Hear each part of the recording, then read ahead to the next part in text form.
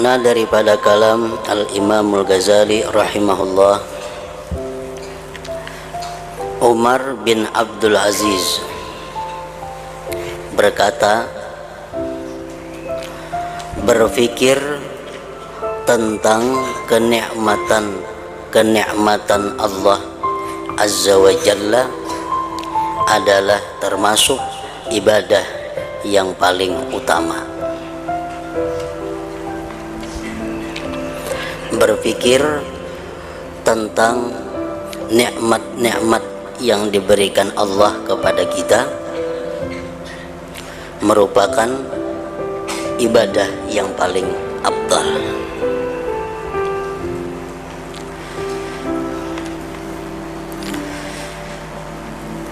Nikmat ada terbagi dua. Pertama nikmat zahir, yang kedua nikmat batin.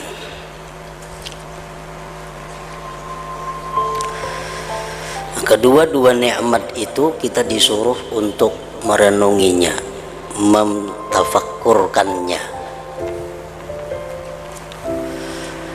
Nikmat zahir seperti kesehatan, keamanan, kekayaan, kekuatan, harta benda, dan lain sebagainya. Itu adalah nikmat yang zahir. Apabila kita berpikir tentang banyaknya nikmat yang kita terima dari Allah Subhanahu wa ta'ala, maka itu merupakan satu ibadah yang sangat besar pahalanya. Kita berpikir tentang nikmat Allah Subhanahu wa ta'ala yang dinamakan kesehatan. Berapa harganya, berapa mahalnya nikmat kesehatan itu kalau dihitung dengan duit. Tetapi nikmat-nikmat itu kada akan terasa besar manfaatnya kecuali sesudah nikmat itu hilang daripada kita. Kita kadang merasa berapa harganya, betapa pentingnya sihat, kadang merasa kecuali sesudah sakit. Nah, hendaknya jangan sampai yang demikian itu. Kita tafakkur, kita berpikir nikmat yang diberikan Allah Subhanahu wa ta'ala kepada kita itu. Itu contoh nikmat yang zahir. Ada lagi nikmat yang batin. Nikmat yang batin seperti yang difirmankan Allah, siratal ladzina an'amta 'alaihim ghairil maghdubi 'alaihim waladdallin. Nikmat yang batin seperti nikmat Islam dan iman, nikmat tauhid, nikmat ilmu yang diberikan Allah kepada kita, nikmat hidayah, nikmat taufik dan lainnya. Nah, itu pun kadangkala pentingnya untuk dipikirkan. Dengan adanya berpikir tentang nikmat-nikmat itu, sehingga kita bisa mensyukurinya, bisa berterima kasih kepada Allah Subhanahu wa ta'ala. Nikmat Islam ini nikmat yang sangat mulia, nikmat yang sangat mahal. Dari penduduk dunia sebanyak kurang lebih 5 miliar manusia, hanya sekitar 1 miliar yang diberi Allah nikmat Islam ini. Termasuk diantaranya kita-kita yang menerima nikmat Islam itu. Nikmat Islam jauh lebih mahal di sisi Allah daripada nikmat harta, benda, dan sebagainya. Berpikir tentang kenikmatan Allah Azza wa Jal adalah termasuk ibadah yang paling utama.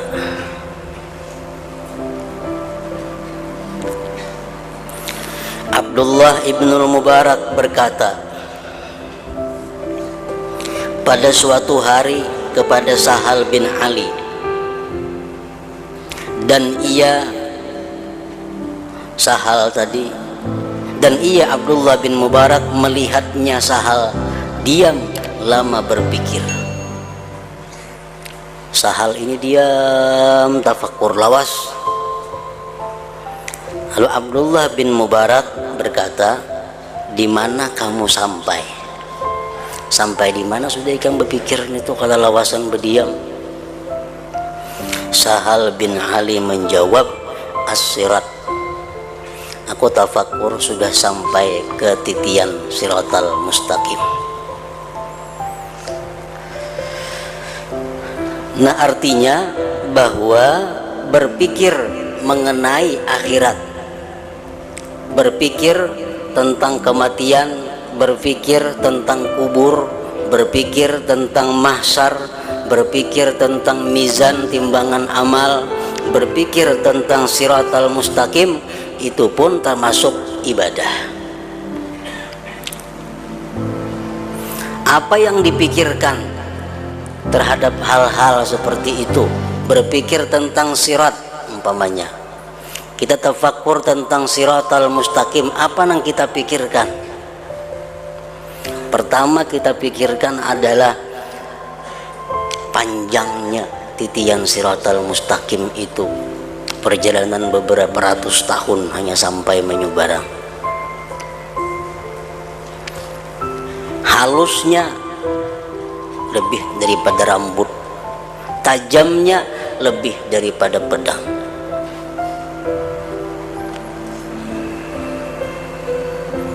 Itu yang pertama kita pikirkan tentang sirat itu.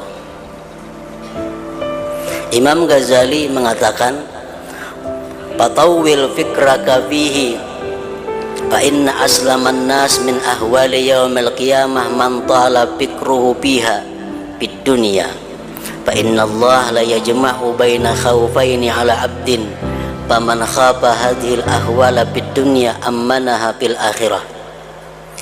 Ujar Ghazali mengatakan, lamakanlah pikirmu atas hari akhirat itu, lawasi berpikir tentang hari akhirat itu.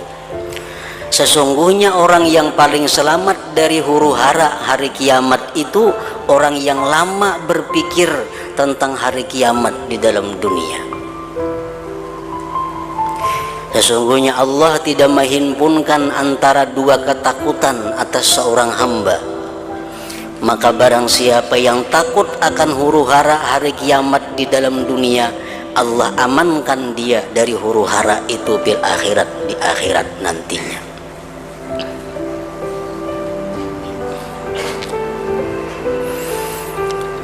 Nah, Sahal bin Ali, beliau berpikir sudah sampai ke sirat tadi.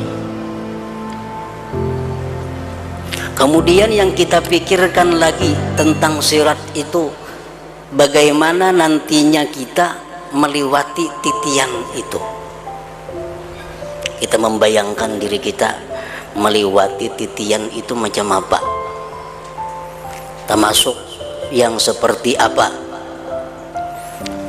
Ada yang lewat di titian itu kalamhil barak, seperti kilat. Nah, ini orang yang kadang merasakan apa-apa. Di bawah sirat Jahannam, bila gugur otomatis taka Jahannam. Apakah kita masuk dalam golongan orang yang lewat titian itu seperti kilat? Ada orang yang lewat di titian itu kamarireh, seperti angin. Masukkah kita di golongan itu? Ada yang lewat di titian itu ke asra'il bahaim, seperti kuda yang cepat, binatang yang laju. Ada yang lewat di titian siratal mustaqim itu dengan berlari. Ada yang lewat berjalan kaki, jalan kada kawa laju. Ada yang lewat dengan bekisut. Nah, disuruh kita berpikir untuk menghadapi itu, di mana kira-kira gulungan apa kita masuknya, apakah lewat di gulungan yang mana.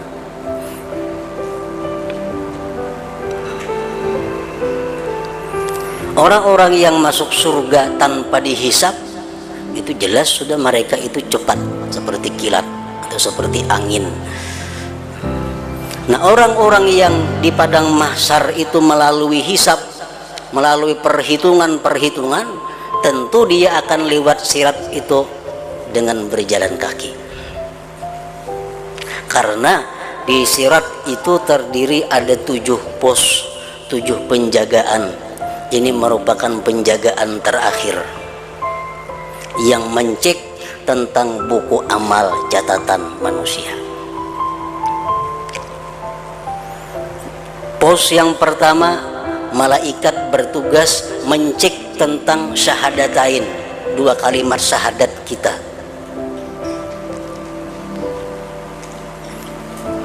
Periksa 2 kalimat syahadat kita bujur kada, ikhlas kada, sempurna kada. Selamat di situ. Di pos yang kedua, terus pos yang kedua, malaikat bertugas mencek amal catatan kita tentang sembahyang. Ya, apa sembahyang kita sempurnakah, ikhlaskah, bujurkah? Yang ketiga, pos yang ketiga, puasa. Bujurkah puasa kita sempurna? Adakah hutang puasa?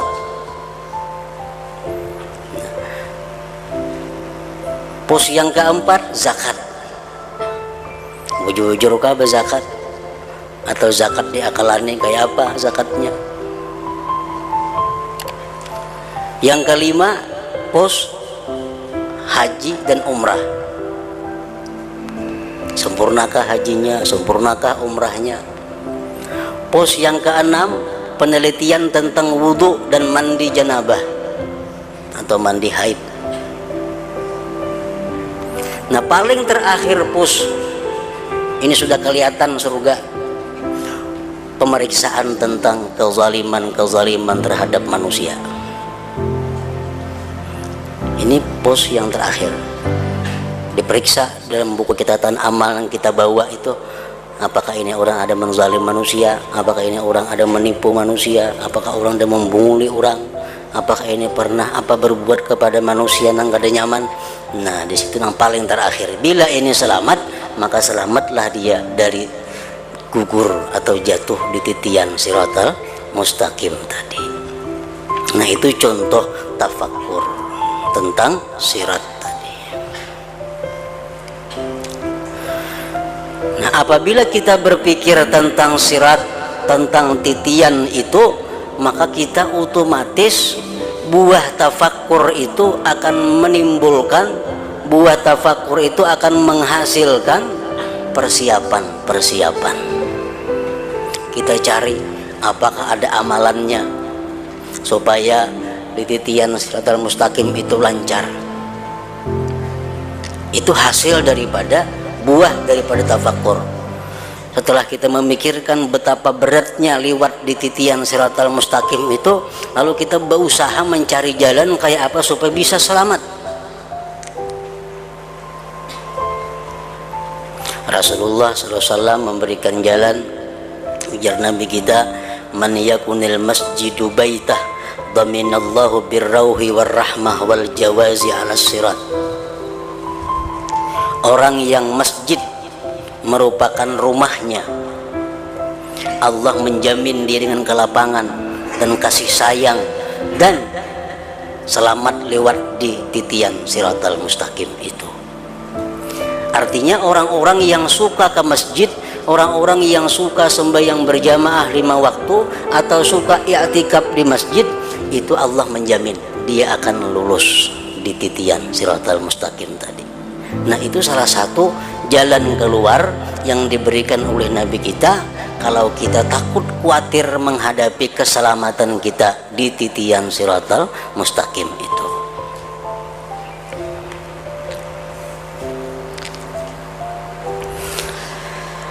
Bishrul Hafi berkata, Jikalau manusia berpikir tentang kebesaran Allah,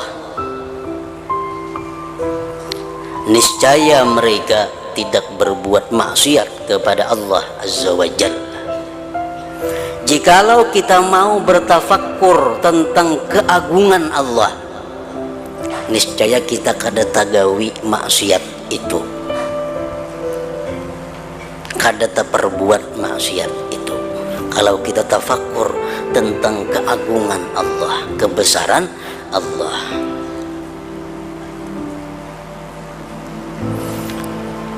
Imam Ja'far As-Shadiq pernah ditanya,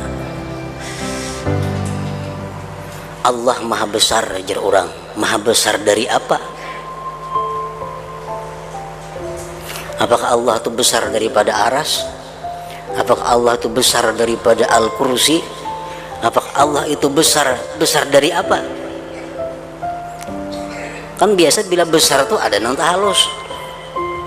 Nah, Allah ini maha besar, lebih besar dari apa? Imam Ja'far As-Shadiq mengatakan, Allahu Akbar min ayyusab. Allah itu maha besar dari bahwa diterangkan. Allah itu maha besar daripada bahwa dijelaskan. Allah itu maha besar daripada bahwa dirincikan. Allah tuh kada kawa dijelaskan kayak apa tentang Allah, kada kawa, terlalu besar Allah untuk dijelaskan.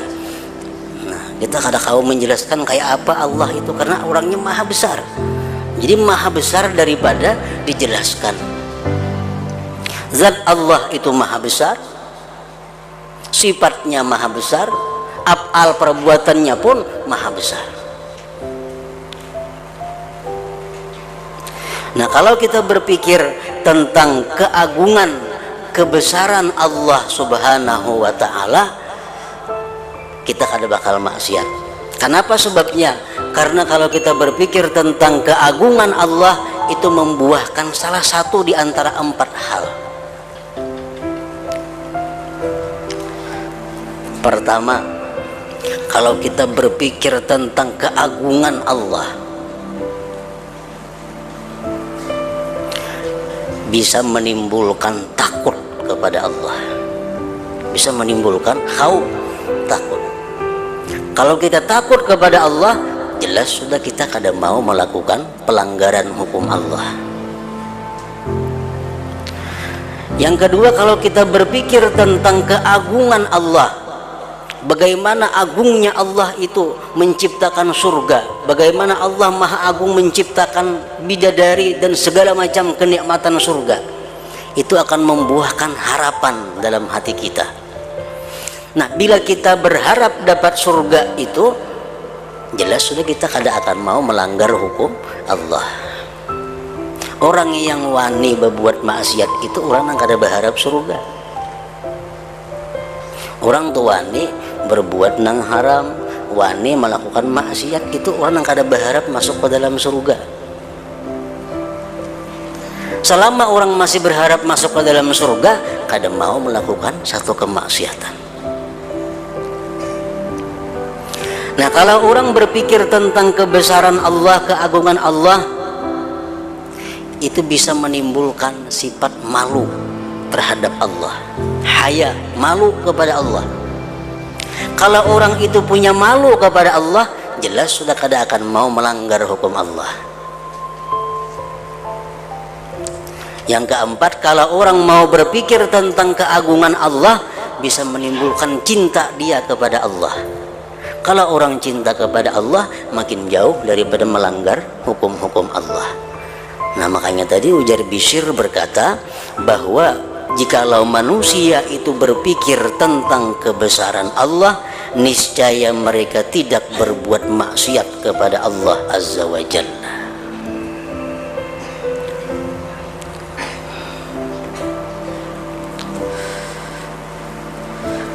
Dan dari Ibni Abbas radhiyallahu anhuma, ia berkata, 2 rakaat yang sederhana dalam tafakkur adalah lebih baik daripada mengerjakan salat 1 malam tanpa hati.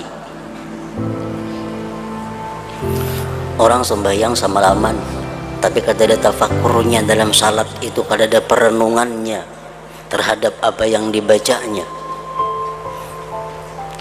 Lebih baik sembahyang 2 rakaat nang biasa tapi diisi dengan tafakkur dalam sembahyang itu. Sebelum kita rukuk, sebelum kita sujud, itu kita sudah tafakkur tentang kebesaran Allah. Dengan demikian kita rukuk, dengan demikian kita sujud. Kalau kita sujud, kita rukuk, sebelumnya itu kada ada tafakkur tentang keagungan Allah, nah apa artinya rukuk itu? Apa artinya sujud itu? Nah, hendaknya sujud rukuk yang kita lakukan itu merupakan buah daripada tafakkur kita tentang keagungan, kebesaran, ketinggian Allah Subhanahu wa ta'ala. Ketika Abu Shuraih berjalan, tiba-tiba ia duduk. Lalu menutup kepala dengan pakaiannya, maka langsung beliau menangis. Lalu ditanyakan kepadanya, apa yang membuat kamu menangis? Wahai Abu Shuraih, kenapa pian menangis?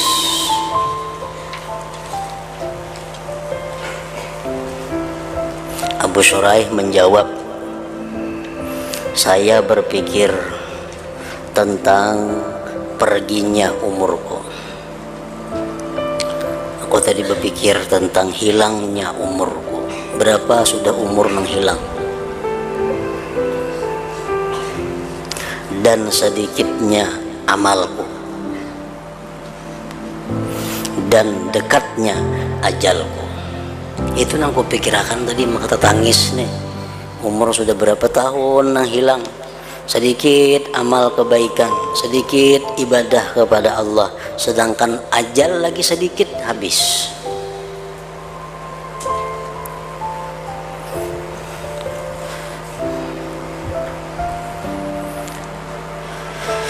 Kalau kita menghitung, umpamanya kita berumur 60 tahun,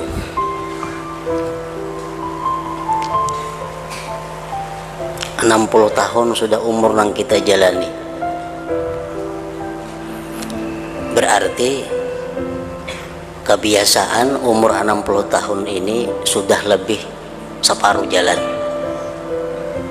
Jarang ada orang berumur 120. Nah, kalau kita berumur 50 aja, 40 aja, boleh dikatakan sudah lebih separuh yang dihabiskan umur kita. Apalagi 60. Nah, umur 60 tahun itu, kalau kita mengetahui berapa ibadah kita, Imam Ghazali mengatakan, kalau kita umur 60 tahun, kita guring 8 jam sehari, sepertiga, berarti 20 tahun jumlahnya kita guring. 20 tahun kita guring. Kalau umur 60 tahun, guring rata-rata sehari 8 jam. Berarti umur sudah untuk guring itu 20 tahun. Nah, kemudian kita tambah lagi, sehari kita di toko, sehari kita di kebun 8 jam. Jam 8, 9 turun, basar bulik, sekitar 8 jam di toko mencugut. 8 jam itu kali 20 tahun berapa? Kali 60 tahun 20 tahun juga. Nah, 20 tahun berarti umur kita habis untuk dunia. Tinggal lagi 20 tahun. Tinggal lagi 20 tahun. Nah, 20 tahun yang tersisa inilah lagi umur kita untuk akhirat. Jakanya 20 tahun ini pol ke akhirat, bisa selamat.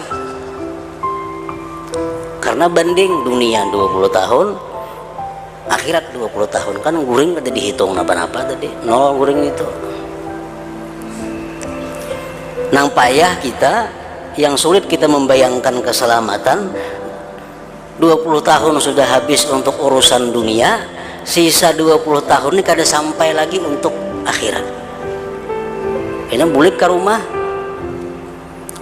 urusan dunia pulang umpamanya, bulik di toko, main bola di TV 2-3 jam, lihat sinetron macam-macam.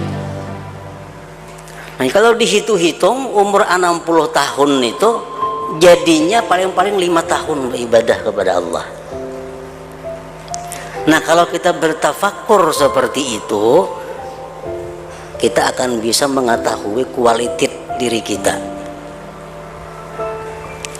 Nah, dalam hal macam itu, kalau kita berharap kita bisa masuk surga, itu angan-angan ngarannya. Angan-angan.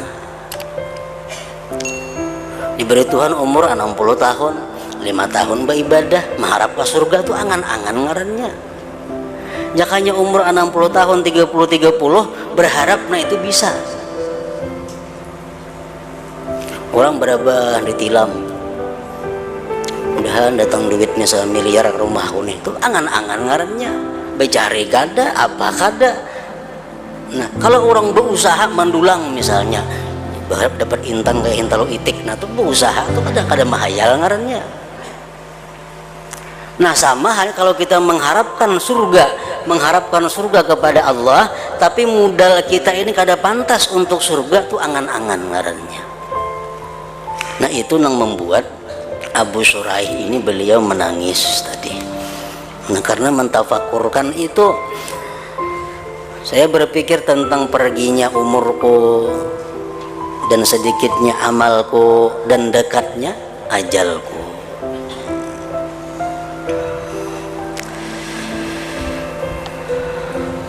Nah, oleh karena itu Rasulullah Shallallahu Alaihi Wasallam dan para ulama-ulama warasatul anbiya, mereka itu mengajarkan kepada kita bagaimana waktu umur kita itu supaya bermanfaat untuk akhirat, jangan nang sia-sia, apalagi jadi dosa. Kita ambil contoh misalnya guring tadi makan waktu 20 tahun, itu ada sedikit waktu buang untuk guring. Nah, kayak apa caranya supaya guring itu dijadikan supaya ibadah? Kayak apa caranya supaya guring itu berpahala? Jadi mengeluarkan 20 tahun tambahan. Nah, para ulama mengajarkan antara lain bisa guring itu menjadi pahala dengan niat yang baik. Dengan niat yang baik. Inya guring pertama untuk menunaikan hak tubuh. Inya guring dengan niat supaya sihat awak untuk mengabdi beribadah kepada Allah. Nah, kalau bangunnya kayaknya beribadah, bisa niatnya macam itu. Orang-orang penuntut ilmu itu kawa niat guring supaya kada mengantuk menuntut ilmu, supaya sihat menuntut ilmu. Kenapa? Karena seharian hidupnya adalah menuntut ilmu. Kalau orang-orang yang berusaha, bakabun, bertani, ada cocok untuk ibadah, karena isuknya bertani. Nah, itu jalan pertama, dengan niat bisa guring itu menjadi ibadah. Yang kedua, guring itu bisa menjadi ibadah dengan zikrullah. Zikrullah umum, salawat, kata tasbih kah, Quran kah, apakah? Artinya apa? Kita hendak guring itu bebacaan la ilaha illallah, umpamanya la ilaha illallah. Nah, sampai kita tak guringan, tak ampih kita tak guringan. Jakanya kita kada guring bacaan terus nih, cuma tak guringan. Nah, berapa jam kita guring itu kita dinilai sebagai orang yang berzikir tadi. Nah, ini cocok untuk pengusaha yang niat yang tadi kada cocok. Jadi hendak guring baca salawat, Allahumma ala sayyidina Muhammad wa ala ali sayyidina Muhammad, Allahumma, baca sampai hanyut, sampai guring hilang. Nah, berapa jam guring, maka kita dihukumkan sebagai orang yang bersalawat atas Nabi Sallallahu Alaihi Wasallam. Ini salah satu cara untuk memanfaatkan guring supaya jadi nilai ibadah atau nilai kebaikan. Kalau kadang itu kayaknya takur.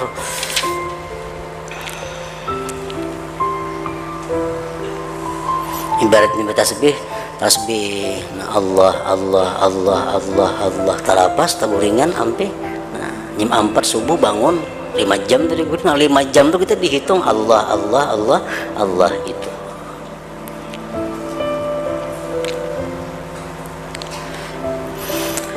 Abu Sulaiman berkata, berpikir tentang dunia adalah hijab dari akhirat.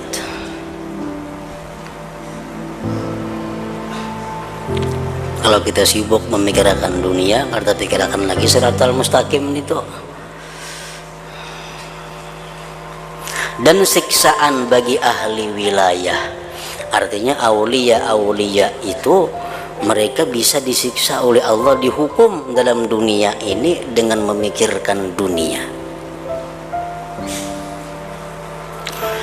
Dan pikiran tentang akhirat dapat mewariskan hikmah dan dapat menghidupkan hati. Dan Abu Sulaiman berkata lagi, biasakanlah mata kamu dengan menangis dan hati kamu dengan tafakkur. Hatim Al-Asam berkata, dari mengambil i'tibar dapat menambah ilmu. Ada satu kejadian, kita ambil pelajaran, dapat ilmu. Dan dari zikir dapat menambah kecintaan. Orang yang banyak berzikir akan menambah kecintaannya kepada Allah. Dan dari tafakkur dapat menambah takut kepada Allah, kalau yang dipikirkannya itu tentang siksa-siksa Allah.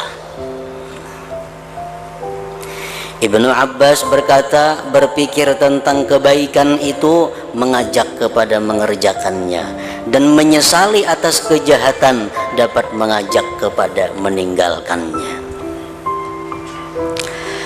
Dan diriwayatkan bahwa Allah Ta'ala berfirman dalam sebagian kitabnya, sesungguhnya aku tidak menerima perkataan setiap orang yang ahli hikmah, tetapi aku melihat kepada cita-citanya dan hawa nafsunya.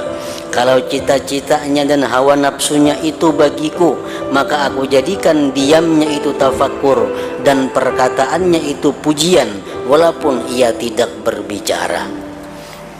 Nah, jadi ini artinya kayak apa supaya kita bisa tafakkur itu. Tafakkurnya kita tahu aja pada baik, cuma kada terlintas hati kita untuk tafakkur ini. Padahal tafakkur sesaat pahalanya setahun, ibadah setahun. Cuma kita jarang tafakkur. Kenapa? Karena Allah kada memberikan tafakkur kepada kita. Kenapa Allah kada memberikan tafakkur kepada kita? Karena kita kebiasaan tidak ikhlas dalam beramal. Kalau orang itu cita-citanya hanya Allah, hawa nafsunya untuk Allah, Allah berikan dia tafakkur di dalam hatinya itu. Jadi kalau kita jarang tafakkur, berarti kita ada masalah dengan keikhlasan kita selama ini kepada Allah Subhanahu wa Ta'ala. Al-Hasan berkata, sesungguhnya orang-orang yang mempunyai akal senantiasa membiasakan dengan zikir atas berpikir dan dengan berpikir atas zikir. Zikir atas berpikir artinya dia berpikir lalu timbul zikir. Dia tafakkur tentang keajaiban ciptaan Allah, lalu keluar dari mulutnya subhanallah. Nah, ini subhanallah keluar daripada pikir. Dengan zikir atas berpikir, dan dengan berpikir atas zikir. Dia berzikir kepada Allah lalu tafakkur apa yang dizikirkannya itu. Nah, sehingga mereka berbicara dengan hatinya, lalu hati itu berbicara dengan hikmah. Ishaq bin Khalaf berkata, adalah Daud At-Ta'i rahimahullahu ta'ala, Daud At-Ta'i di atas luting pada malam yang terang benderang. Lalu ia bertafakkur tentang kerajaan langit dan bumi. Sedang ia memandang ke langit dan menangis. Di atas luting tafakkur melihat bulan purnama nang terang. Beliau memikirkan tentang keajaiban ciptaan Allah, kerajaan Allah langit dan bumi. Daripada asiknya tafakkur sehingga ia jatuh gugurnya pas ke rumah tetangga sebelah.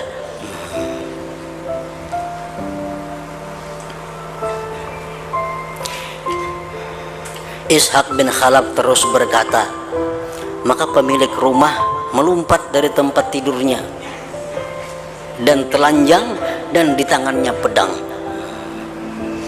Ini ada maling rumah nih. Dan ia menyangka bahwa yang jatuh itu adalah pencuri. Lalu ketika ia memandang kepada Daud, maka ia kembali dan meletakkan pedang dan berkata, siapakah yang menjatuhkanmu dari luting? Siapa yang gugurkan pian?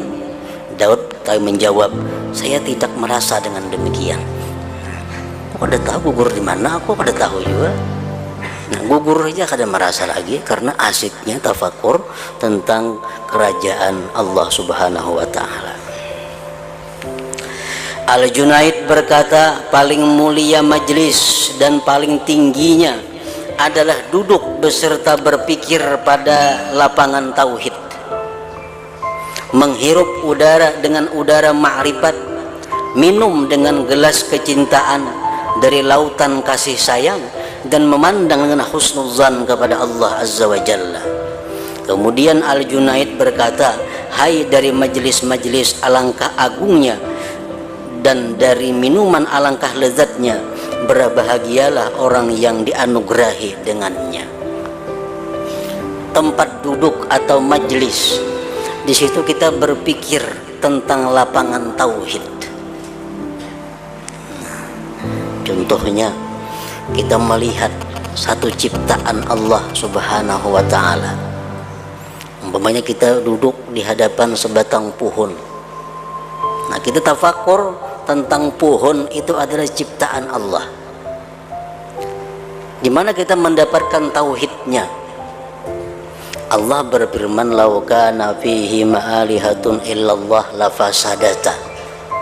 Jikalau ada antara langit bumi ini Tuhan selain Allah, hancur keduanya. Hanya Tuhan tuh ada, seekong lagi selain Allah, hancur sudah. Nah, pohon ini menunjukkan adalah tauhidnya Allah. Kalau ada dua Tuhan, kada ada pohon, kada ada pohon. Misalnya Tuhan dua, dia Tuhan nang seekong, aku hendak menghujanakan hari. Hujan nang seekong, jangan. Nah, Tuhan berlawanan. Seekong menghujanakan, seekong hendak kada. Nya seekong kalau itu aku bakalah, nah bakalah kada Tuhan ngarannya. Nah, mau. Jikalau dua Tuhan kada terjadi alam ini. Jadi adanya alam, adanya sebatang pohon di hadapan kita duduk itu menunjukkan tauhidnya Allah Subhanahu wa taala. Ya Tuhan, pohonnya nak ku hidupkan, ku kembangkan jadi subur. Nah, nya seekong jangan. Nah, berlawanan kada kawa, kada mau jadi pohon. Tentu itu ada satu aja nang maaturnya. Nah, itu ngarannya lapangan tauhid. Menghirup dengan udara ma'rifah. Nah, setelah inya tauhid bahwa pohon ini menunjukkan bahwa satunya Allah, akhirnya dia kenal bahwa yang menciptakan pohon ini adalah satu, yaitu Allah Subhanahu wa taala. Tidak ada Tuhan selain itu. Buktinya ini pohon yang hidup di hadapanku. Nah, itu ma'rifat ngarannya. Minum dengan gelas kecintaan dari lautan kasih sayang. Akhirnya dia tafakur. Dia melihat kasih sayang Allah. Allah pelihara pohon ini, Allah sirami pohon ini, Allah jaga pohon. Akhirnya pohon ini bisa hidup dengan kebaikan Allah Subhanahu wa ta'ala. Nah, dari kebaikan Allah kepada pohon itu menimbulkan dalam hatinya cinta kepada Allah Subhanahu wa ta'ala.